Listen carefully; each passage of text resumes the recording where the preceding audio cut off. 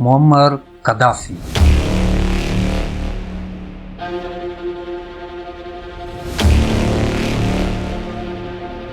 ایک صحرا کا بیٹا جس نے ننگے پاؤں ریت پر چلنا شروع کیا اور پھر صرف 27 سال کی عمر میں اپنے ملک کا تختہ پلٹ کر پورے 42 سال تک اپنے ملک پر حکومت کی۔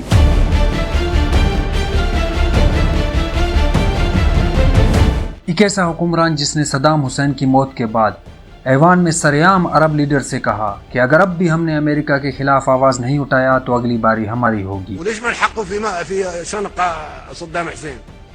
كيف يصير حرب يشنق؟ اللي يضرب البنتاغون عراقيين ما هم عراقيين؟ ایک ایسا حکمران جس نے اپنے ملک لیبیا کو دنیا کے نقشے پر طاقتور بنانے کا خواب دیکھا۔ ایک ایسا حکمران جس نے ڈالر ختم کر کے سونے پر مبنی نئی کرنسی کا اعلان کیا۔ ایک ایسا حکمران جس نے امریکہ اور یورپ کے خلاف للکار بھری۔ تعرفوا ماذا تقول الناس؟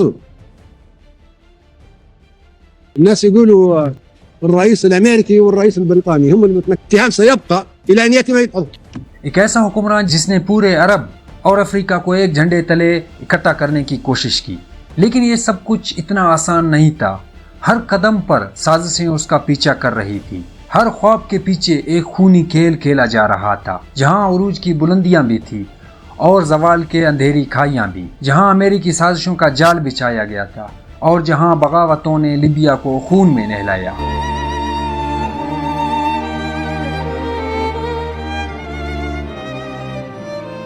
اور جہاں ایک آئینی حکمران کا انجام پورے دنیا کے لیے عبرت بن گیا۔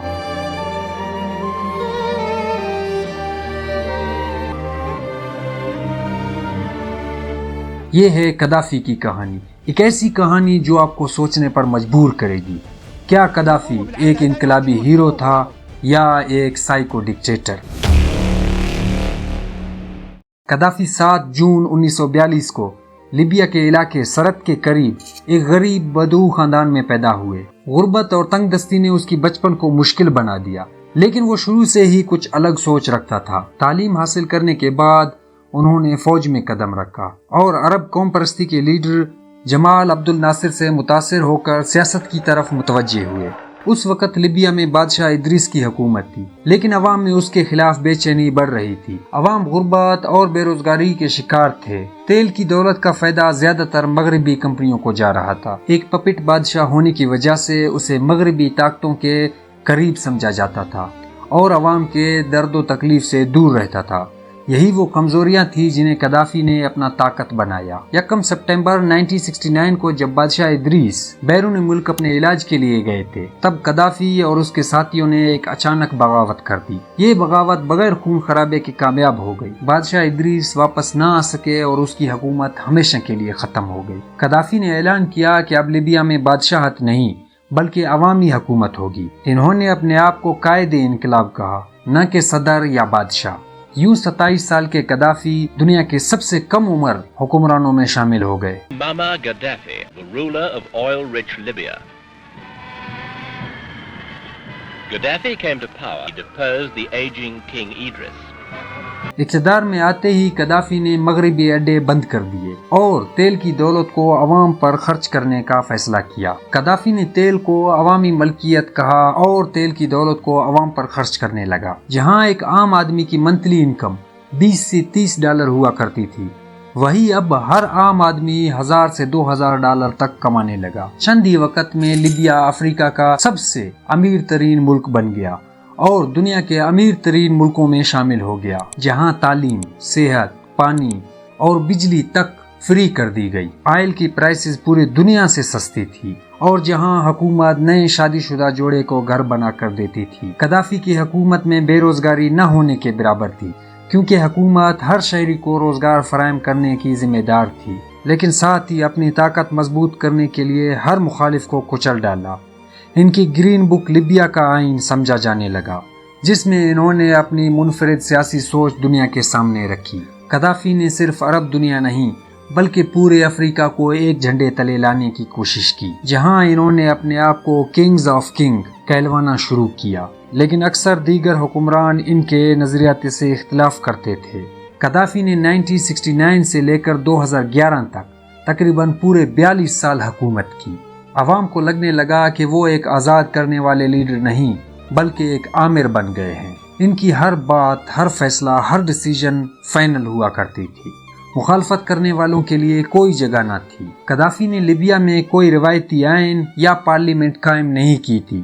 گرین بک کے اصول کے تحت حکومت چلائی جاتی تھی۔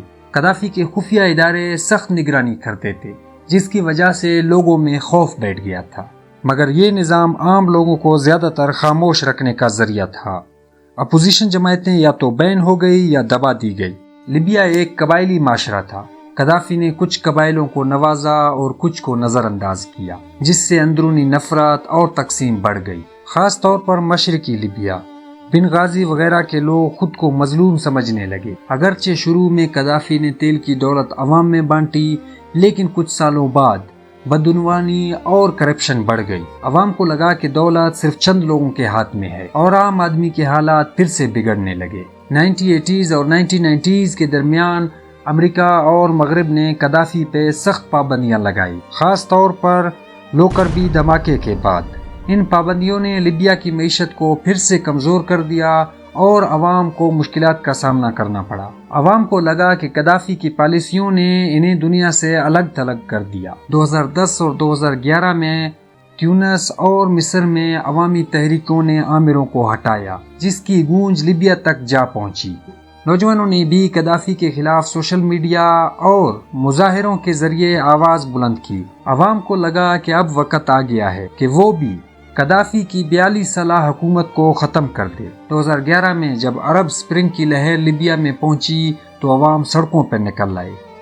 ابتدا میں یہ صرف مظاہرے اور احتجاج تھے، لیکن جلد ہی خانہ جنگی کی شکل اختیار کر گئے۔ قذافی اپنی طاقت بچانے کے لیے سختی پر اتر آئے۔ انہوں نے اعلان کیا کہ میں آخری دم تک لڑوں گا۔ نزحف أنا والملايين لتطهير ليبيا شبر شبر، بيت بيت، دار دار، زنگة زنگة، فرد فرد۔ اسی دوران امریکہ اور یورپ نے بھی مداخلت کرنے کا فیصلہ کیا۔ اقوام متحدہ نے ایک قرارداد منظور کی، اس کے تحت قذافی کی فوج کو فضائی حملوں سے روکا جانا تھا کہ وہ عوام پر بمباری نہ کرے۔ امریکہ نے نیٹو کے ساتھ مل کر نو فلائی زون نافذ کیا، جس کے تحت قذافی کے جہاز فضا میں نہیں اڑ سکتے تھے۔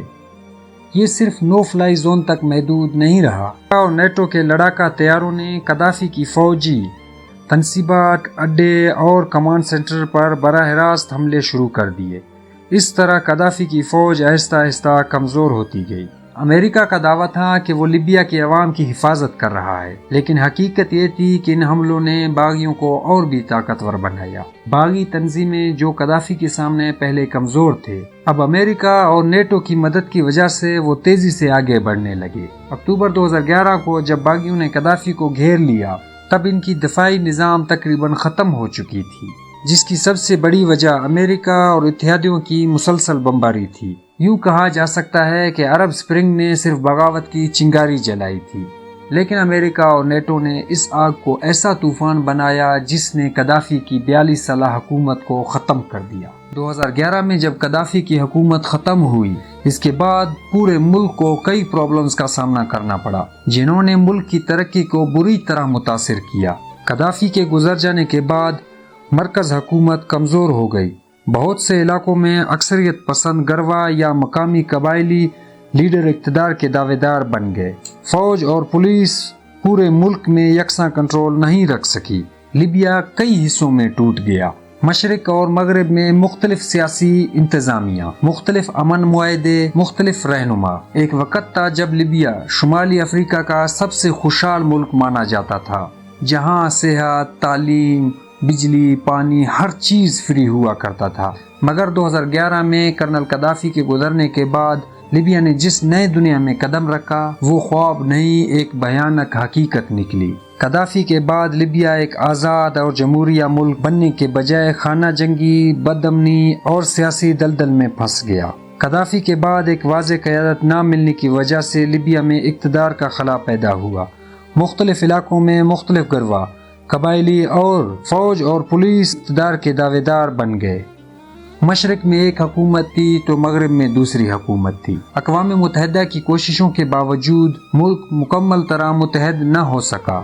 ایک ایسا ملک جس کی معیشت تیل پر چلتی تھی وہ بھی متاثر ہوا۔ تیل کی پیداوار میں کمی ہوئی اور غیر ملکی سرمایہ کاری کا فقدان معیشت کو لے ڈوبا۔